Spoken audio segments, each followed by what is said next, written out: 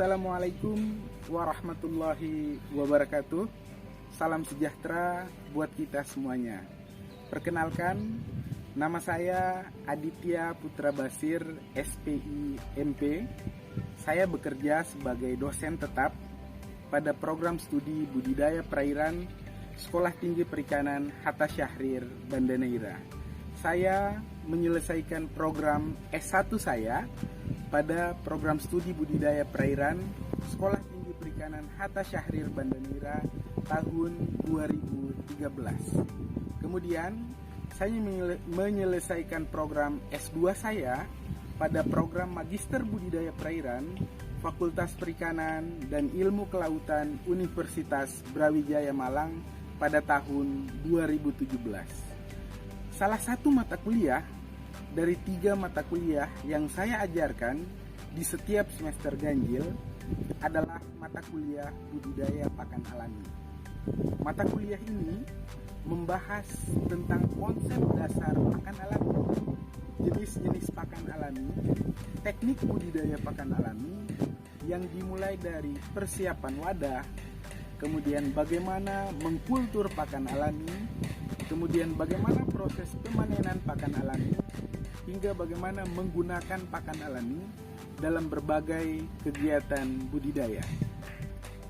Untuk menentukan capaian pembelajaran atau learning outcome dari mata kuliah budidaya pakan alami, saya menyusun analisis instruksional terlebih dahulu untuk menentukan capaian pembelajaran di setiap pertemuan hingga capaian akhir dari kegiatan pembelajaran mata kuliah budidaya pakan alami. Misalnya, salah satu contoh capaian pembelajaran pada pertemuan ke-7 adalah mahasiswa mampu mendesain atau membuat media budidaya pakan alami Artemia dengan menggunakan botol bekas air mineral yang merupakan bahan yang bisa kita temukan di mana saja.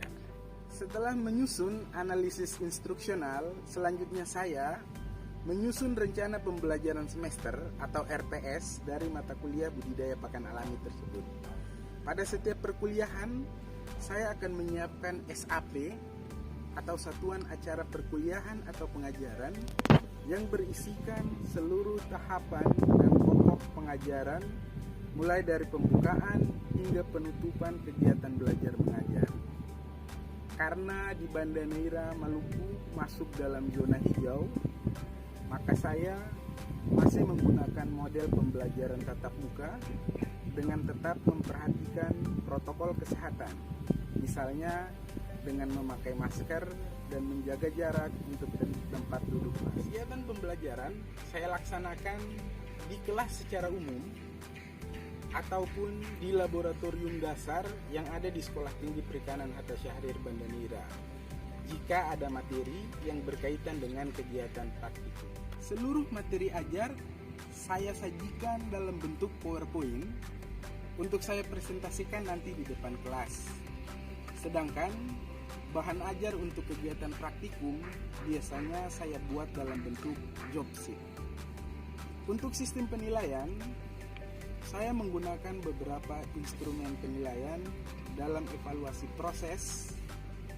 Misalnya, instrumen penilaian untuk kegiatan diskusi kelompok, presentasi kelompok, dan instrumen penilaian untuk kegiatan praktikum. Untuk evaluasi akhir dari kegiatan pembelajaran, di Sekolah Tinggi Perikanan Hatta Syahrir telah disediakan satu instrumen khusus yang nantinya akan merangkum nilai kehadiran, nilai tugas, nilai UTS, nilai praktikum, dan nilai ujian akhir semester yang kemudian akan menjadi nilai akhir dari mata kuliah budidaya pakan alami. Selanjutnya, seluruh perangkat pembelajaran mulai dari daftar hadir, kemudian jurnal perkuliahan, RPS, SAP, kemudian materi pembelajaran, dan seluruh instrumen penilaian wajib kita masukkan ke bagian administrasi Sekolah Tinggi Perikanan Hatta Syahrir bersama dengan nilai akhir dari mata kuliah budidaya pakan alami di setiap akhir semester. Demikian proses pembelajaran mata kuliah budidaya pakan alami di Sekolah Tinggi Perikanan Hatta Syahrir, Banda Neira.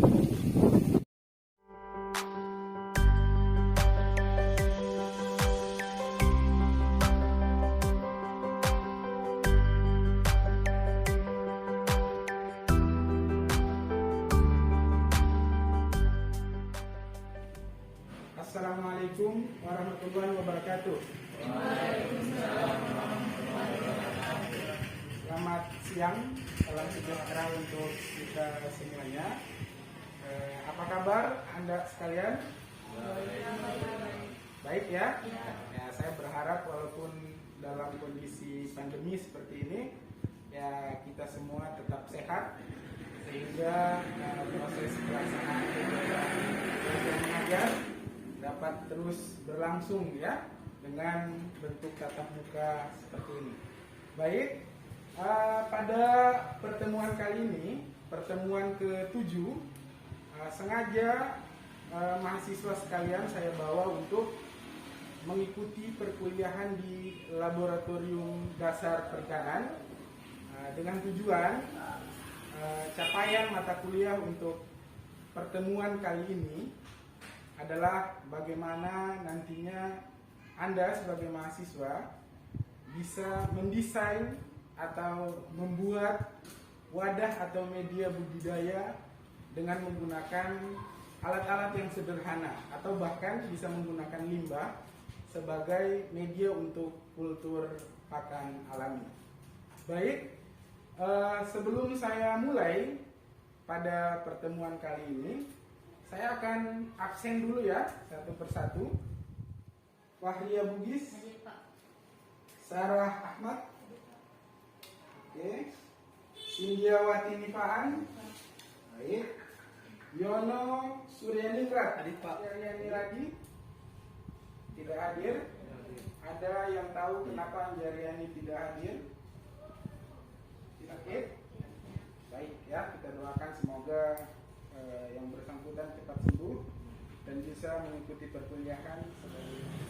Pak Adit akan melanjutkan pembahasan terkait dengan pakan alami ya. Kalau pertemuan kemarin Pak Adit sudah menjelaskan tentang pakan alami yang berasal dari fitoplankton ya. Kemudian ada yang zooplankton ya. Kemudian hari ini kita akan fokus pada bagaimana menyiapkan wadah untuk mengkultur Artemia. Ada yang tahu kira-kira Artemia ini masuk dalam kategori fitoplankton atau zooplankton? Zooplankton, Pak. Zooplankton. Kenapa ya zooplankton? Jangan itu dia masuk di hewani bukan nabati, Pak. Baik. Ada yang lain? Oke, benar ya. Seperti apa yang disampaikan Yono. Artemia ini, kita bisa lihat klasifikasi dari Artemia. Artemia ini kingdomnya masuk kategori kingdom Animalia. Kingdom Animalia itu merupakan kingdom hewani, ya. Kalau misalnya Phyto, berarti dia masuk kategori kingdom plantae atau yang lain, ya. Tapi karena dia masuk kingdom Animalia, maka dia masuk kategori dari hewan, seperti itu ya. Kemudian filumnya Arthropoda, subfilumnya Crustacea, kelasnya Brachiopoda, kemudian ordonya Anostrata, familinya Artemidae, kemudian genusnya Artemia. Artinya apa? Spesiesnya itu ada beberapa jenis Artemia. Oke, pada hari ini kita tidak belajar tentang klasifikasi secara detail, tidak. Tapi kita akan lebih spesifik bagaimana menyiapkan Artemia sebagai pakan alami untuk kegiatan budidaya. Morfologi memang dia lebih dekat bentuknya ke udangan ya. Nah, ini bisa kita lihat. Ini morfologi dari Artemia. Artemia dewasa itu bisa mencapai panjang 1 sampai 2 cm dan berat 10 mg. Nah, nanti adik-adik sekalian, saya sudah menyiapkan berbagai bahan yang nantinya akan kita kerjakan sebagai tugas kelompok pada hari ini ya, terkait dengan bagaimana menyiapkan wadah untuk kultur atau budidaya Artemia sebagai pakan alami. Artemia sendiri bisa dilihat ada yang perempuan atau betina, kemudian ada yang jantan, ya. Artinya itu ada yang jantan, kemudian ada yang betina. Bagaimana bisa melihat perbedaan artemia jantan dan artemia betina? Otomatis karena dia ini masuk kategori planktonik, ya, kita tidak bisa kemudian melihat dengan mata biasa seperti ini. Kita membutuhkan mikroskop untuk melihat apakah ini artemia jantan atau artemia betina. Untuk artemia betina, dia punya eksak, ya, kantong telur, sementara jantan tidak. Kemudian secara morfologi, ya, secara bentuk tubuh ada perbedaan antara artemia jantan dan artemia betina. Bisa dilihat, ya, bagian kepala artemia jantan itu berbeda dengan bentuk atau bagian kepala artemia betina. Selain itu, yang paling menonjol, artemia betina itu punya kantong telur yang tadi untuk menghasilkan telur, ya. Kemudian nantinya untuk memijahkan telur-telur yang secara biologis dia ini hidup di perairan laut, ya, dengan salinitas berkisar antara 15, ya, sampai lebih dari 30, ya, ppt. Kemudian artemia mampu beradaptasi dan mempertahankan diri pada kisaran salinitas yang luas. Artinya apa? Artemia ini termasuk organisme yang tingkat adaptasinya itu kuat, ya, tingkat adaptasinya itu kuat.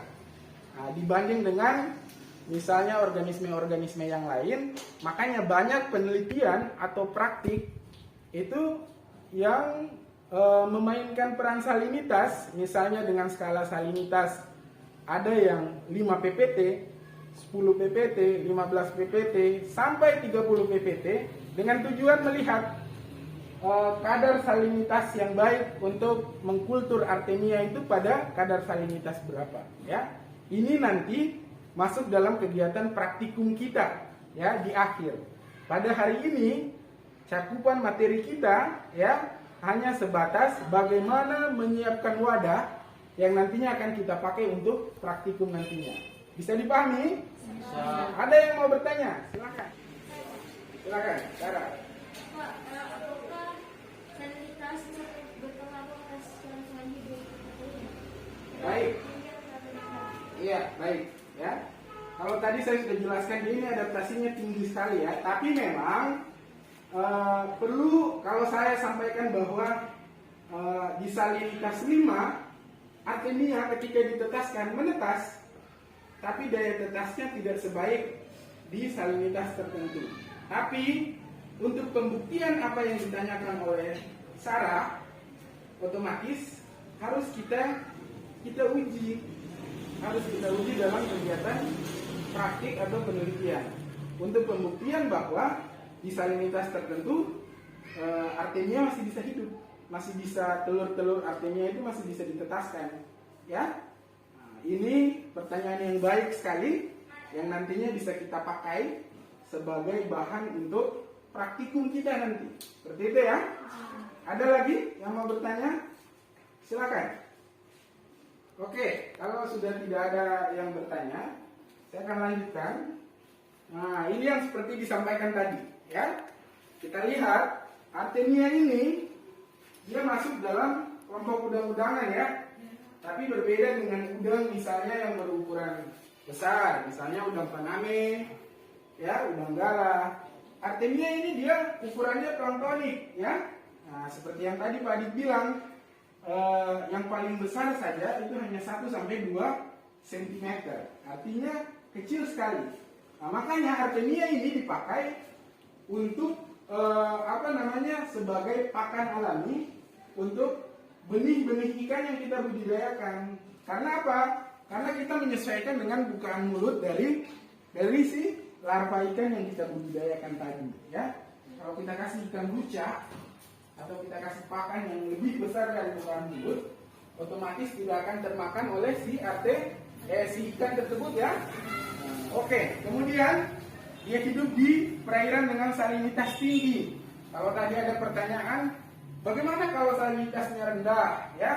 Ini nanti bisa kita uji cobakan. Nah, kalau di salinitas rendah, bagaimana pertumbuhannya? Apakah masih bisa menetas telurnya? Kemudian pertumbuhan artemianya apakah sama dengan di salinitas tinggi seperti itu ya? Kemudian dia termasuk omnivora. Omnivora itu apa? Ada yang tahu? Ada yang masih ingat? Oke. Ilman bilang omnivora itu pemakan segala. Betul? Betul tidak? Ya, artinya artemia ini masuk kategori sumber makanan yang herbivora dia makan ya, kemudian yang daging atau yang berasal dari hewan yang lebih kecil dari dia pun dia makan seperti itu ya. Nah, kemudian tahan terhadap amoniak ya sampai 90 mg per liter. Kemudian dia merupakan filter feeder ya, paham ya filter feeder ya.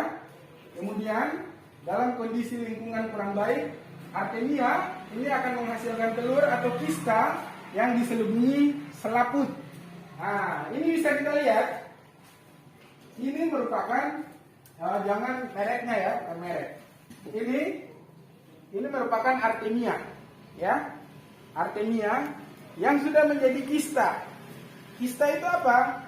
Kista itu telur-telur artemia yang sudah dijual dalam bentuk seperti ini. Sudah dalam bentuk kaleng ya. Pak Adit sengaja menyiapkan ini supaya Anda bisa memahami. Kemudian setelah ini kita bisa uji cobakan untuk pembuatan wadah ya, menggunakan alat-alat sederhana, bahkan bisa pakai limbah. Nah, seperti itu. Oke, ini bisa dilihat ya, ini yang disebut kista. Kista daripada artemia, telur artemia yang siap untuk nanti kita tetaskan. Ini dijual, harganya lumayan.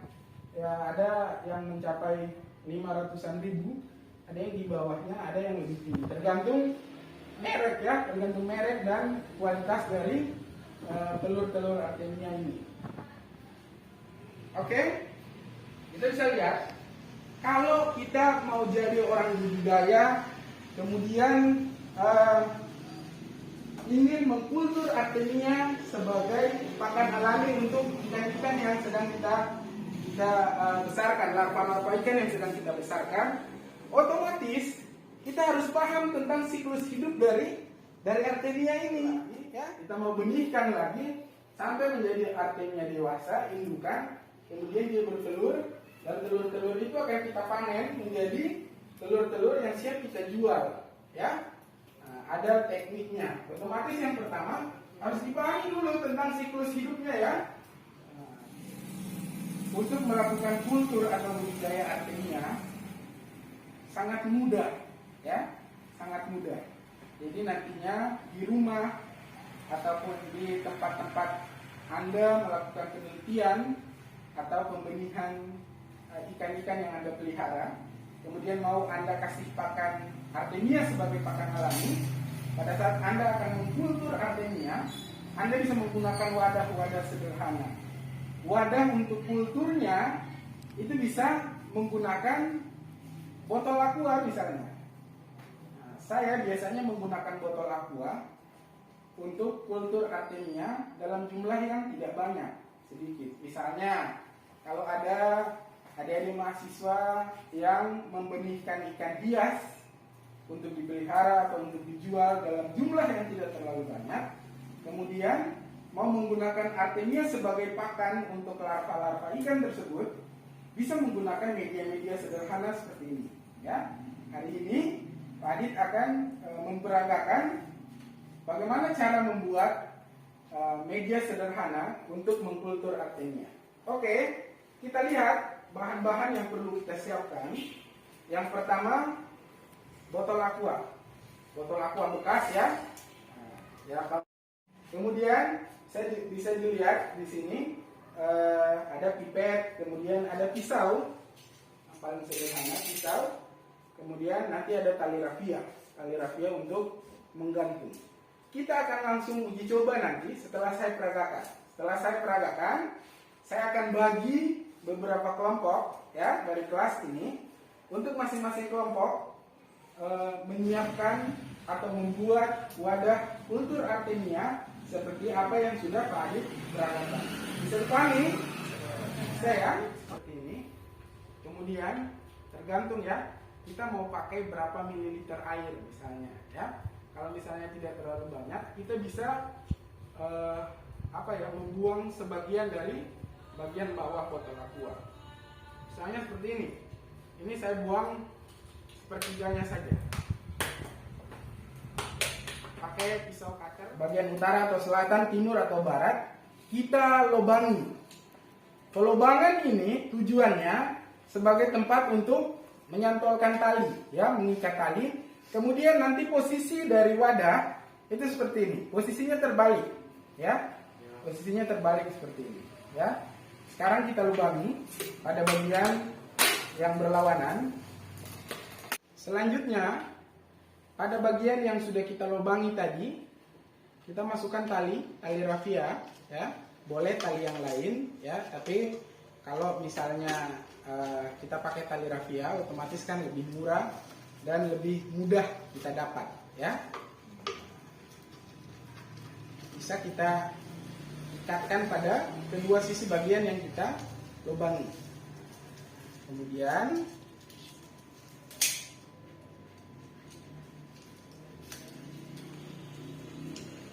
itu artinya ya tidak keluar juga atau tidak tumpah sehingga habis sebelum artinya tersebut menetas. Setelah sudah seperti ini, sudah kita pasang batu aerasi, ya. Kemudian kita masukkan ke bagian dari botol tersebut tadi. Pastikan bahwa sudah tertutup rapat.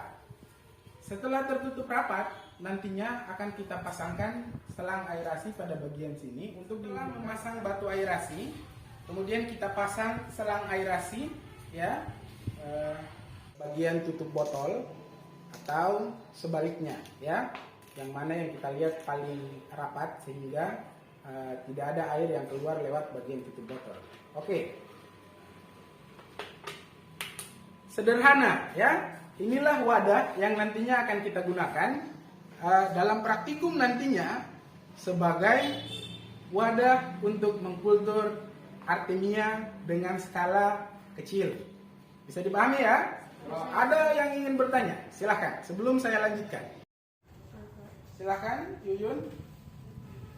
Saya ingin bertanya, jika saya ingin budidaya dengan skala yang lebih besar, apakah ada metode lain untuk budidaya artemia? Bagus sekali pertanyaannya ya. Ini bisa kita lihat. Saya punya gambaran bagaimana model atau metode kultur artemia dengan skala yang lebih besar ya. Ini wadah yang saya ajarkan atau yang saya buat ini wadah sederhana yang nantinya bisa adik-adik manfaatkan atau adik-adik gunakan atau mungkin diajarkan kepada masyarakat ya yang nantinya misalnya sedang melakukan kegiatan budidaya atau kegiatan pembenihan dengan skala rumahan atau skala kecil ya.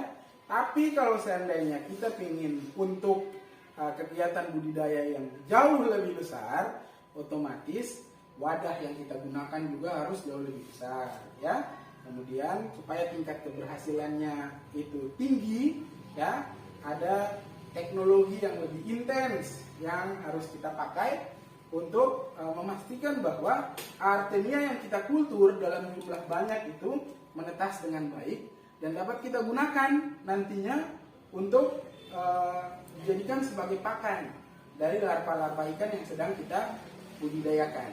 Seperti itu ya. Air yang kita gunakan, yang akan kita gunakan pada saat ini saya langsung mengambil air laut ya, air laut dari perairan pesisir ya, Kepulauan Banda.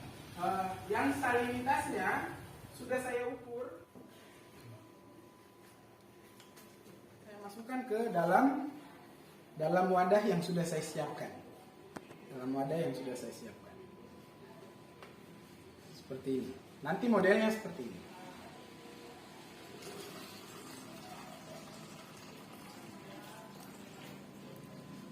Oke, kalau misalnya dirasa airnya terlalu sedikit, kita bisa menambahkan airnya. Ditambah lagi misalnya Pak Adit, ditambah 300 ml lagi Pak, supaya cukup 500 ml. Cuman saya menyarankan air ya jangan terlalu sedikit dan jangan terlalu banyak. Kenapa? Kalau terlalu sedikit bisa jadi telur artemia yang nantinya kita tetaskan ya itu tidak masuk ke dalam air, akhirnya tidak menetas ya. Saya akan membagi kelompok ya, membagi kelompok. Di sini ada 12 orang ya, 12 orang yang menawarkan mata kuliah ini. Kemudian satu tidak hadir, otomatis ada 11 orang ya. 11 orang, kelompok 1 itu akan terdiri dari 6 orang dan kelompok 2 terdiri dari 5 orang.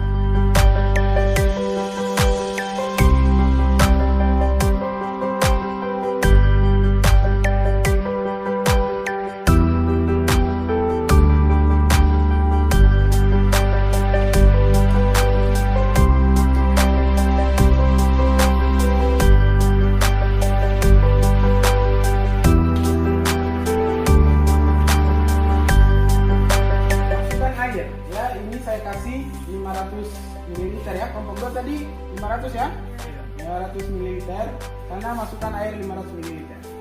Ayo silakan.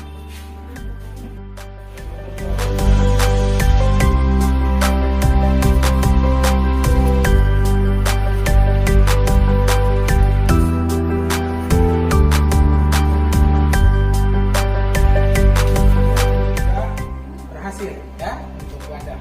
Selanjutnya kita akan mengambil artemia yang ditimbang tadi ya, 0,5 mg. Kemudian akan kita masukkan di sini untuk ditetaskan ya. Ada beberapa cara pembuatan artemia ya, bisa dengan dekapsulasi. Dekapsulasi itu ini ada proses pendaman kemudian pementasan dibuat ditimbang ya. Artemia yang sudah ditimbang kelompok 1 dan kelompok 2. Masing-masing kelompok saya persilahkan untuk menempatkan telur-telur artemia ini di wadah penetasan yang sudah Anda buat. Silakan.